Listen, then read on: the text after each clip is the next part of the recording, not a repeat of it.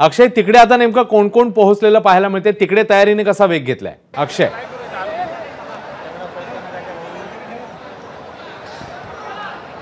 Ashwin, VVIP येण्यास अगदी काही विलंब आहे, काही वेळ आहे, मात्र व्हीव्हीआयपी यायच्या आधी म्हणजे भाजपचे काही आमदार खासदार निश्चित आलेले आहेत, ते व्हीव्हीआयपी सेक्शनमध्ये बसलेले आहेत। मात्र जर व्हीव्हीआयपी सेक्शनच्या समोरचं आपण नजारा बघितला तर इथे पूर्ण मैदान हे अगदी भरलेलं आहे।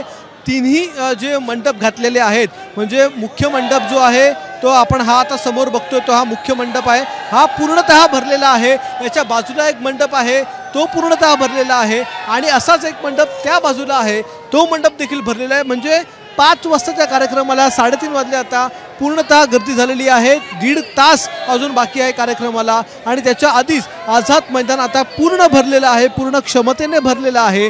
मगाशी आम्ही मिहिर कोटेचा यांच्याशी बातचीत करत होतो, त्यावेळी त्यांनी सांगितलं की 40,000 खुर्च्या आम्ही लावलेल्या आहेत, मात्र त्या 40,000 खुर्च्या वाढवण्यास सांगितलेल्या होत्या आणि आता जर आपण बघतोय अजूनही अनेक कार्यकर्ते हे येत आहेत, त्याच्यामुळे खुर्च्या नक्कीच वाढवाव्या लागणार आहेत।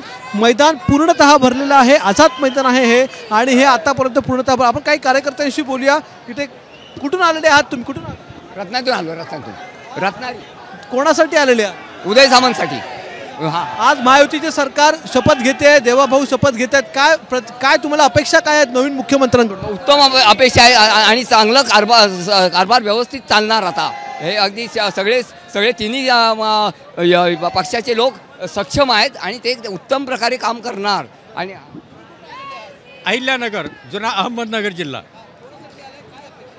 मी राधाकृष्ण विखे यांचा समर्थक आहे आणि विखे परिवाराने जो म्हणजे आत्तापर्यंत परिसराचा कायापालट केलेला आहे, त्याच्यामुळे मागील नवीन मुख्यमंत्र्यांकडून काय अपेक्षा आहेत तुम्हाला? भ्रष्टाचारमुक्त सरकार, 5 वर्षामध्ये शेतीमालाला योग्य भाव आणि तरुणांना रोजगार, याच्यावर पुढील 5 वर्षामध्ये विरोधक निवडणुकीला उभे सुद्धा राहणार नाही, ही अपेक्षा आहे।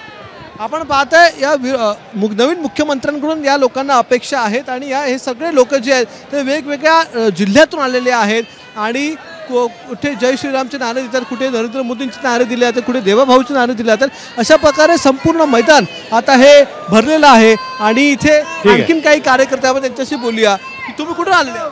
मी चाळीसगाव तालुका मतदारसंघातील मंगेश दादा रमेश चव्हाण या। खरं अक्षय, तेव्हा जसं तू सांगतोस उत्साह तर प्रत्येक कार्यकर्त्यामध्ये आहे, वेगवेगळ्या नेत्यांचेही समर्थक मंडळी आहेत आणि लांबून लांबून आलेली आहेत आणि त्यांना अर्थातच प्रतीक्षा आहे ती शपथविधीची। महानिकाला दिवशी सर्वाधिक पाहिलेलं चॅनल